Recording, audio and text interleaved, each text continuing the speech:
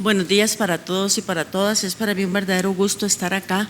Creo que este congreso hay cosas que son lindísimas de rescatar y entre esas es la amistad que nos ha unido a muchos de nosotros aquí presentes a lo largo del tiempo y la falta que nos hacía vernos y sobre todo abrazarnos y compartir tiempo juntos. Así es que muchas gracias por la invitación.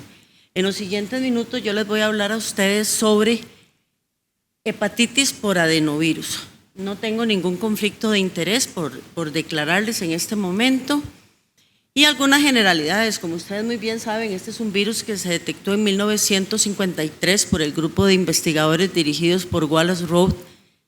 Desde entonces se conoce que son 7 especies con más de 100 tipos y sabemos básicamente qué es lo que los adenovirus van produciendo. Por ejemplo, el F y el G, gastroenteritis, casos de neumonías, el B, C y E, hepatitis, que ya el adenovirus 6 se ha detectado como un agente causal de esto, meningoencefalitis, conjuntivitis, que es quizás de lo más frecuente que nosotros estamos viendo, y estos dos, el F40 y el F41, se están asociando como una causa de gastroenteritis recientemente identificada.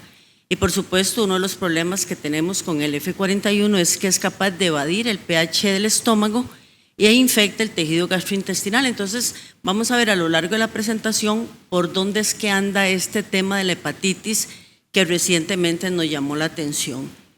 Es un virus doble línea DNA, de doble cadena, y es un virus relativamente estable. Y sabemos cómo se replica. Si realmente el adenovirus en pacientes inmunosuprimidos, con cáncer, con leucemia, ha sido un habitante frecuente de nuestros centros hospitalarios. Sin embargo, la gran mayoría de los cuadros por adenovirus en niños tienden a ser leves. Y es hasta ahora que tenemos mejores pruebas diagnósticas que nos hemos dado cuenta que hay un patrón también estacional en su presentación. Y esta es la manera en cómo el virus penetra las células y se va extendiendo, siendo muchísimo más severa y frecuente esta replicación en pacientes inmunosuprimidos. Y nos preguntamos, bueno, ¿qué pasó? ¿En qué momento adenovirus pasó de ser el virus que ocasionalmente veíamos a algo muchísimo más serio? Y esto ocurre a finales del 2021 e inicios del 2022, donde niños sanos presentaban una hepatitis aguda de origen desconocido. Les hacían todo el tamizaje por las hepatitis usuales, la vigilancia epidemiológica, no salía nada y se empezó a dar la alerta. De hecho, las primeras alertas fueron las de Alabama a finales del 2021, donde ellos reportan 9 casos, que casuísticamente comparado con años anteriores sí les llamó la atención. Y por supuesto ya empezaron a identificar viremia, obviamente por adenovirus, en algunos de estos casos. Entonces la Organización Mundial de la Salud emite una alerta. Básicamente esta alerta que ellos emiten es dando algunas recomendaciones de definición de caso, que caso confirmado pues hasta el momento no está disponible, porque al final vamos a ver cómo no queda tan claro ese papel del adenovirus en todo este problema. El caso probable, una persona que presente hepatitis aguda, que no sea ni A ni E, que tenga elevación de transaminasas menor de 16 años o menos desde el 1 de octubre del 2021, obviamente a la fecha. Y también mencionan los casos epivinculados, que son personas, independientemente de la edad, que han tenido un contacto estrecho con un caso probable también desde el 1 de octubre del 2021. Y como ustedes saben, pues hepatitis aguda es una inflamación del hígado que puede tener necrosis del parénquima hepático y el fallo hepático fulminante, que de manera muy sencilla se define como aquel momento en que hay una evidencia bioquímica de lesión hepática, hay una coagulopatía que no corrige con vitamina K, un INR elevado y también un tiempo de protrombina que está prolongado. Y se relaciona el INR si el paciente tiene encefalopatía o no tiene encefalopatía. Y obviamente pues un fallo hepático fulminante sabemos que es una condición clínica tanto en niños como en adultos sumamente seria. Se recomiendan todos estos exámenes para tratar de dilucidar cuál es el principal agente causal de esto que estaba pasando. PCRs, serologías, cultivos, estudios citológicos también, toxicológicos también se recomiendan en los mismos Y afortunadamente, si algo bueno, entre comillas, nos dejó la pandemia, es que nos mejoró en la gran mayoría de nuestros países la capacidad diagnóstica con diferentes exámenes de laboratorio que ahora tenemos disponibles. Entonces, como ustedes ven, es un estudio bastante extenso que, por supuesto, se tiene que basar primero en la clínica y en un buen examen físico. Y este es el último reporte de la Organización Mundial de la Salud al 8 de julio. Ven ustedes que todos los países han venido reportando casos. Sin embargo, en los últimos 2 meses los casos no son tan intensos como sí lo fueron a principios del presente año.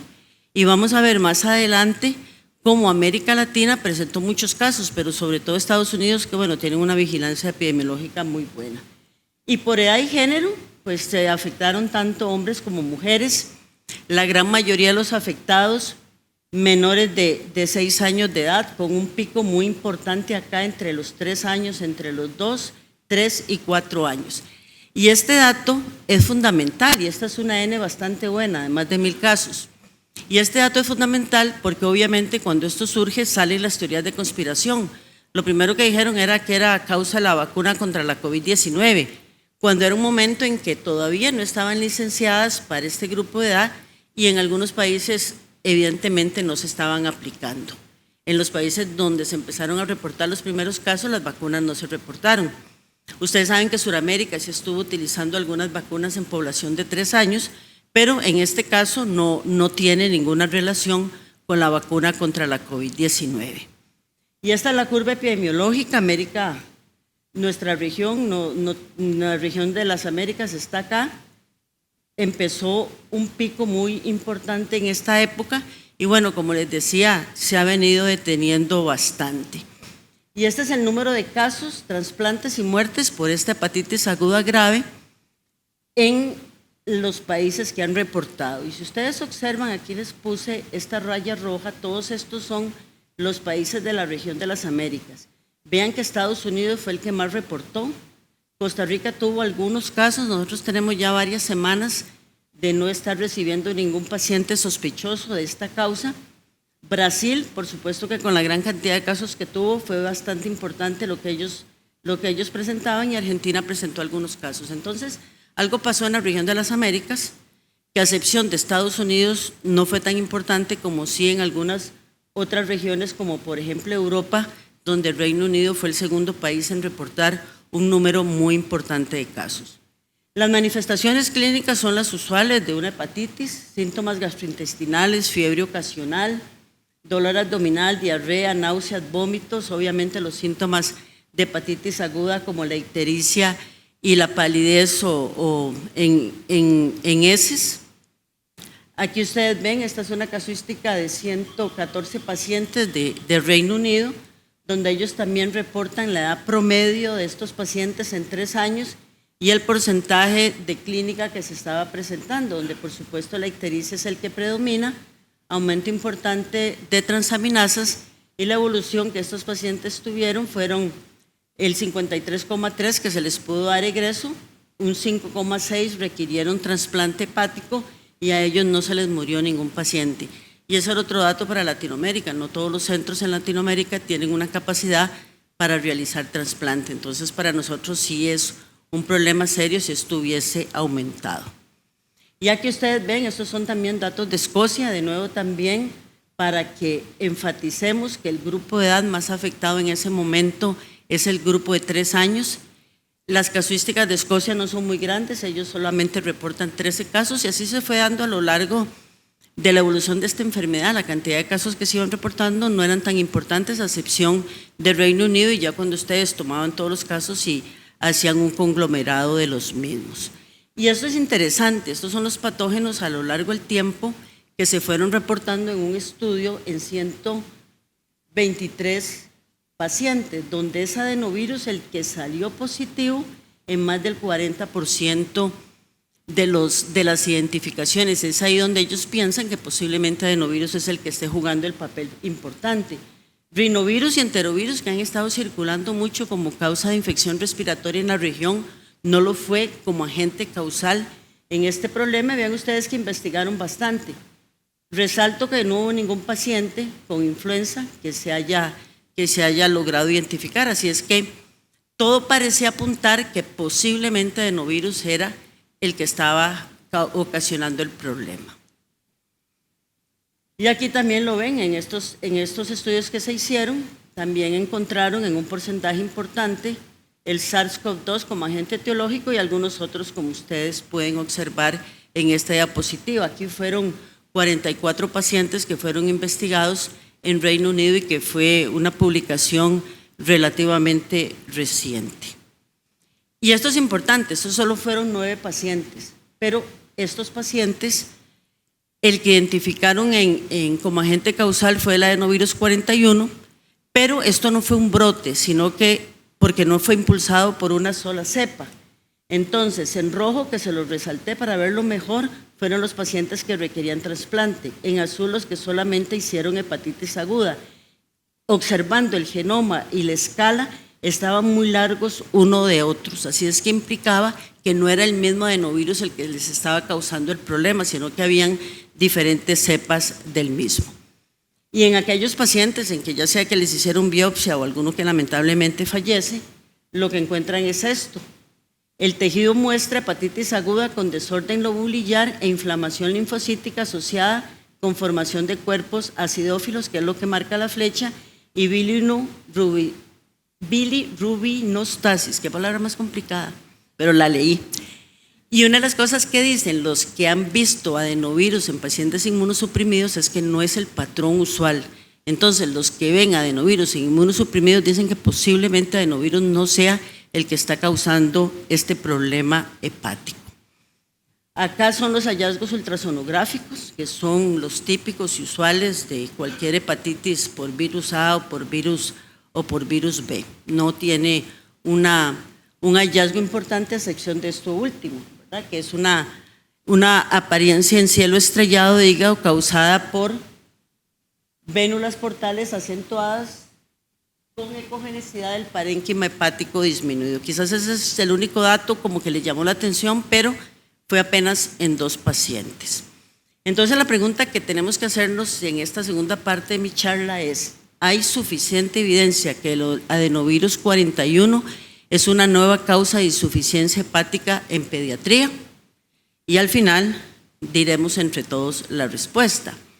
Las hipótesis bajo investigación son estas, entre esas que hay una respuesta típica a una primera infección por adenovirus que resulta en hepatitis. Y aquí nos hacemos la pregunta: ¿será esto también la deuda inmunológica? Durante el tiempo que los niños no estuvieron expuestos, porque ellos iban a tener adenovirus cuando iban al kinder, no se expusieron, vino un adenovirus que los afectó muchísimo más, o una variante del adenovirus 41F que los afectó.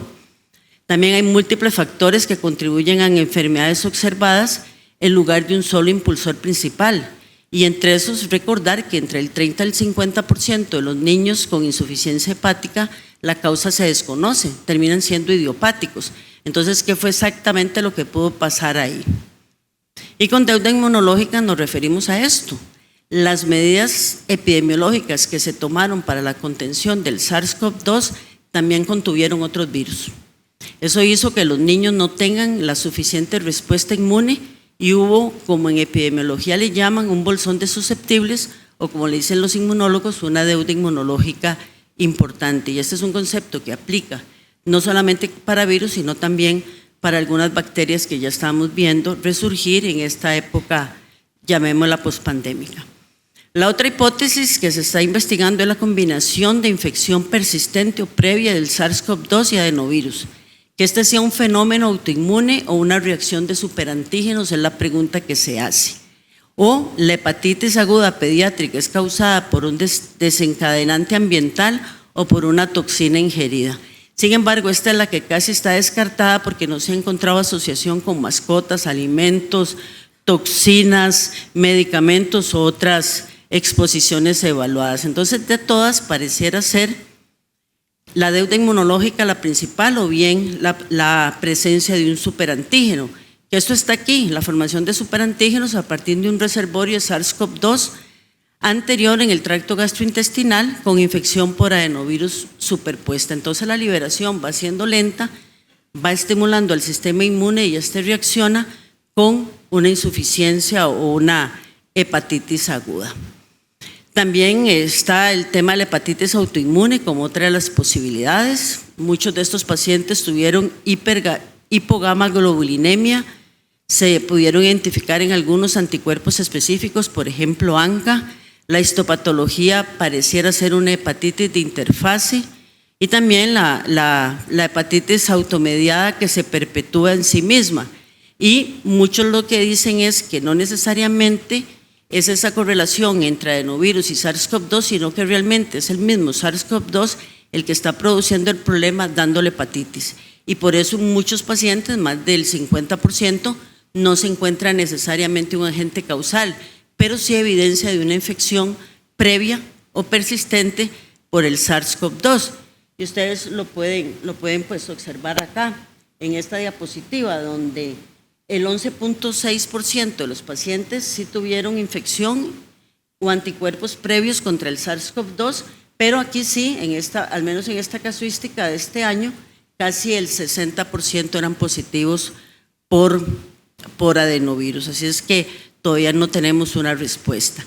Y estas dos siguientes diapositivas que les voy a presentar es por esto, porque aquí la pregunta que nos hacemos es, ¿realmente fue algo que pasó o que sobrereaccionamos a empezar a reportar casos, casuística de 9 casos, de 13, de 44, que bueno, son apenas series de casos, no son estudios de caso control o bien elaborados?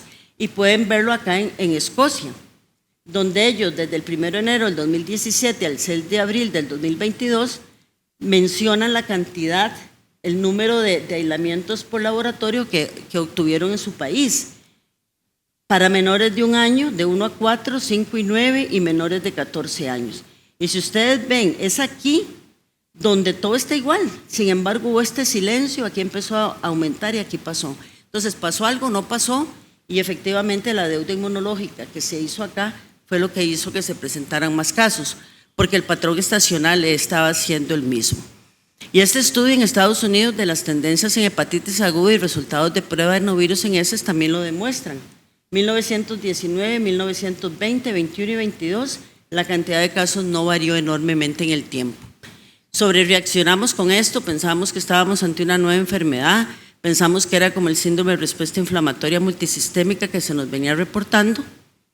Es posible que esto haya sido así, que adenovirus sea un agente al que lo estamos culpando sin que necesariamente lo represente. Entonces, mis conclusiones serían que necesitamos más información, necesitamos hacer redes de países, era lo que decía el colega español. Yo creo que estas reuniones, entre todo lo bueno que tienen, es poder establecer esos nexos entre nosotros y que nuestras casuísticas se puedan unir para sacar conclusiones más sólidas y más robustas. Esa información la tenemos que compartir, no la podemos dejar, y posiblemente el adenovirus sea una víctima inocente de todo esto y no necesariamente el agente causal, pero como todo en nuestra profesión, más investigaciones son necesarias. Les agradezco mucho su atención, es un gusto para mí estar aquí con ustedes.